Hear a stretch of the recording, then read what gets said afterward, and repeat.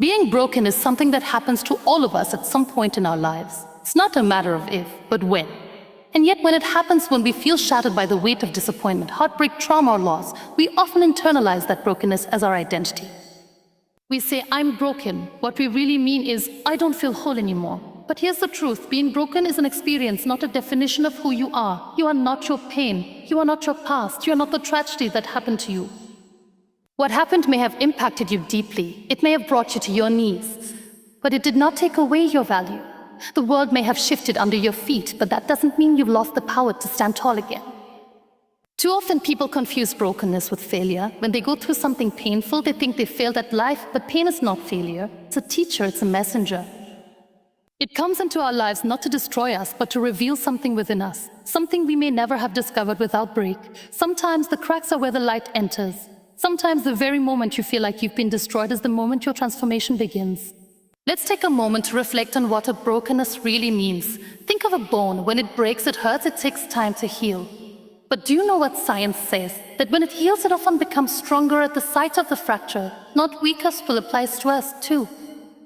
The parts of us that break often hold the potential for the greatest growth. But we must stop allowing society, or even our own inner critic, to tell us that brokenness means you felt deeply. You cared immensely, you lived fully. You cared immensely, you lived fully. It means life touched you in ways that mattered. And yes, it means you were vulnerable, but vulnerability is not weakness. It's the birthplace of courage, empathy, and true strength. The danger lies not in the breaking, but in believing that being broken means being unworthy of love, success, or happiness. That belief is a lie. It's a trap that keeps people stuck. You may have been hurt, but that doesn't mean you are unlovable. You may have failed, but that doesn't mean you are a failure. You may feel lost, but that doesn't mean you can't find your way. When we begin to accept that brokenness is a season, not a sentence, we reclaim our power. We stop hiding behind the pain and start understanding it. We stop fearing our scars and start honoring them. And in doing so, we begin the process of healing, not just physically or emotionally, but spiritually. And healing doesn't require you to go back to who you were before. In fact, that version of you might have needed to break so the real you could emerge. Sometimes life shatters the illusion so the truth can be rebuilt. Sometimes we are broken apart not as punishment, but as preparation for a stronger purpose, for a deeper calling. So if you're in a place right now where you feel broken, I want you to take a deep breath and remember this. You are not broken beyond repair. You are rebuilding, and rebuilding is one of the bravest things a person can do. It means you're willing to keep going, to keep believing, to keep loving, even when life has given you every reason not to. It's okay to not have it all together. It's okay to cry for help. It's okay to not know what tomorrow holds. But please never forget that you are still enough, even in your brokenness. You are still worthy, even in your uncertainty. You are still growing, even in your grief.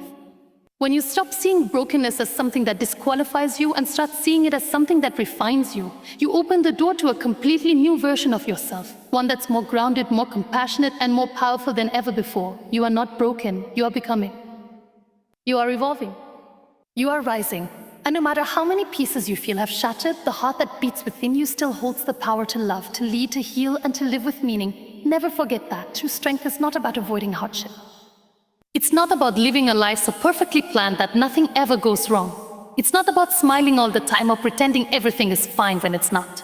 True strength is something far deeper, far more resilient. It's about the choice to rise after you've fallen, again and again and again. You see, we are taught from a young age to admire strength. We're told to be strong, to keep it together, to never give up. But the world often defines strength in ways that don't honor the human experience. We see strength as stoicism, as silence, emotional suppression. We think if someone cries, they must be weak. If someone pauses to rest, they must be lazy. If someone breaks down, they must have failed. That's not strength, that's endurance confused with denial. Let's be real for a moment. Every single person in this world and every single one. No matter how successful they look, no matter how beautiful their life appears from the outside, behind every victory is a story of struggle. Behind every smile, there might be a scar. And what separates those who move forward from those who remain stuck isn't that they never fell. It's that they refuse to stay down. Strength is not about never breaking. Strength is about the decision to rebuild, to try again even when you're tired, to believe in yourself even when doubt whispers louder than your faith, to show up even when the last time didn't go as planned. It takes courage to get up when everything in you wants to give up. It takes bravery to trust life again after it's disappointed you. It takes determination to walk forward when you're still limping from yesterday's wounds. But that's the essence of strength. It's not loud, it's not always bold. Sometimes it's quiet, sometimes it's messy. But it's real. Let me ask you this. Have you ever seen a child learning to walk? They fall constantly, they trip over their own feet, they stumble, they cry, they sit down in frustration. But do you know what they never do? They never decide walking just isn't for me. They don't quit. They get back up, and each time they do, they grow stronger. Their balance improves, their steps become more confident, and eventually they walk, not because they kept rising. That's the same resilience we need to hold on to as adults. Somewhere along the way, life teaches us to be afraid of falling, to fear failure, to feel ashamed when we're struggling. But what if we rewrote that story? What instead of being ashamed of the fall, we learn to honor the rise? When you choose to rise, you say to the world, I am more than what tried to break me. You take back your power. You remind yourself and others that setbacks don't define you. They shape you. They reveal who you really are underneath all the roles and expectations. And no, it's not always easy. Getting up takes energy. It takes support. Sometimes it takes prayer. Sometimes it takes prayer. Sometimes it takes sitting in silence until the storm inside you calms. And that's okay. Rising doesn't have to be rushed, but it must be chosen. So if you've fallen, if you've been knocked down by grief, by failure, by rejection, by illness, or by life's unexpected turns, please know this. You are not weak. You are human. And in your humanity lies incredible strength. Don't judge yourself by how many times you've fallen. Measure your strength by how many times you've decided to get back up. Even if today all you can do is stand up emotionally, even if you can only manage to take one small step, even if all you did was make it through the day without quitting, that's enough, that's strength. The world doesn't need more people pretending to have it all together. It needs more people who are brave enough to keep going, even when they're falling apart. It needs more people who lead not by perfection, but by perseverance. It needs more people who understand that rising is a process, not a performance. So let this be your reminder: strength is in the rise, in the choice, in the attempt, in the breath you take before trying one more time. You are allowed to fall. You are allowed to feel broken. But you are not required to stay there. You can choose something different. You can choose to rise. And in that choice, you reclaim your strength, not just for yourself, but for every person who will one day be inspired by your courage to begin again. Healing is not a straight line. It is not a quick fix or a checkbox you tick off. Healing is a journey, deep, winding, and unpredictable. And more importantly, healing is not about returning to who you were before the pain. It's about discovering who you are now, who you're becoming because of the pain. So many people view healing as a destination, as if one day they'll just wake up and the hurt will be gone, the memory will be erased, the scars will vanish. But that's not how real healing works. Healing is about learning how to live with what happened without letting it define you anymore. It's about finding peace, not pretending the wound never existed. When you lose something or someone, when a dream shatters, when you face rejection, illness, betrayal, trauma, it changes you. And sometimes that change feels like loss. You mourn the person you were before.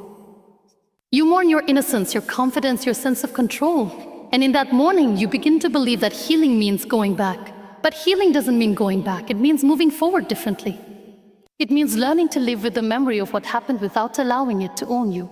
It means letting the pain teach you, not cage you. It means understanding that while you didn't choose the hurt, you can choose what to do with it now. Healing starts when you give yourself permission to feel. Not suppress, not push aside, but truly feel the sadness, the anger, the confusion, the fear. Whatever's there, it disappears, deepens. But the wound acknowledged begins to breathe, and in that breath there is hope. And let me be honest, healing can be exhausting. It asks a lot of you. It asks for patience on the days you don't feel like trying. It asks for compassion when you slip back into old habits. It asks for courage when it would be easier to just stay numb. But every step, no matter how small, is progress. One of the biggest myths about healing is that it happens in isolation. Yes, it is a deeply personal journey, but that doesn't mean you have to do it alone. Sometimes healing requires connection, sometimes it requires therapy. Sometimes it means sitting across from someone and saying, I'm not okay, and I need help. There is no weakness in that. In fact, that's one of the most powerful things you can do for yourself. And remember this, your healing doesn't have to make sense to others. People may not understand your process. They may question why it's taking so long. They may not see the small victories you fought hard for, but that doesn't matter. You're not healing for them. You face your freedom, your future. You may carry scars.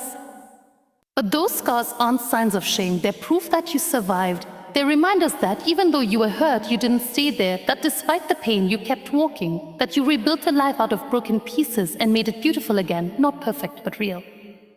And in that realness, there is strength. Healing also asks to rewrite the stories we tell ourselves. For too long, pain convinces us we're not enough, that we're damaged, that we'll never be happy again, but healing challenges that narrative.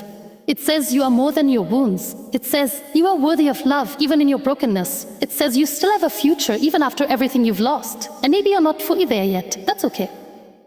Healing doesn't follow a calendar. Sometimes you'll feel like you've made it through. And then one song, one place, one memory brings it all rushing back. That doesn't mean you're weak. That doesn't mean you're failing. That just means you're human. Healing is not a straight road. It loops, it curves, it retraces, but with every step you're moving forward, even when it feels like standing still. So give yourself grace.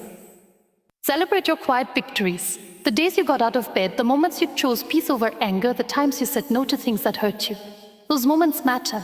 They build the foundation of a stronger, softer, more compassionate version of you. Healing isn't about becoming someone new.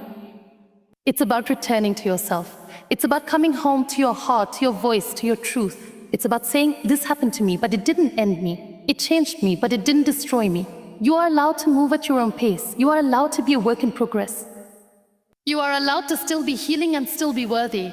Let your healing be a process of rediscovery, of remembering your value, of embracing the parts of you that are still tender, still growing, still learning to trust again, because healing is not the opposite of being broken.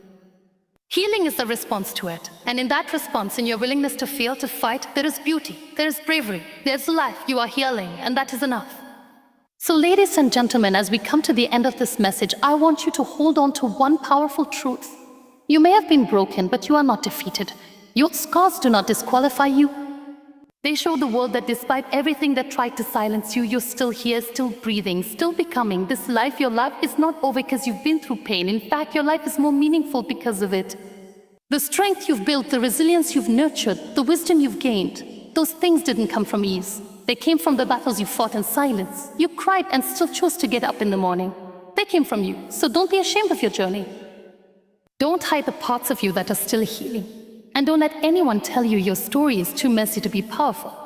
Because sometimes the most broken people become the most beautiful lights in the world, not in spite of their pain, but because they embraced it and kept walking. You're not done. Your best chapters haven't even been written yet. So take this moment, this message, as a reminder. You are allowed to be broken, but you are never required to stay broken. Rise, rebuild, and walk forward, not as who you were, but as who you're becoming. Thank you.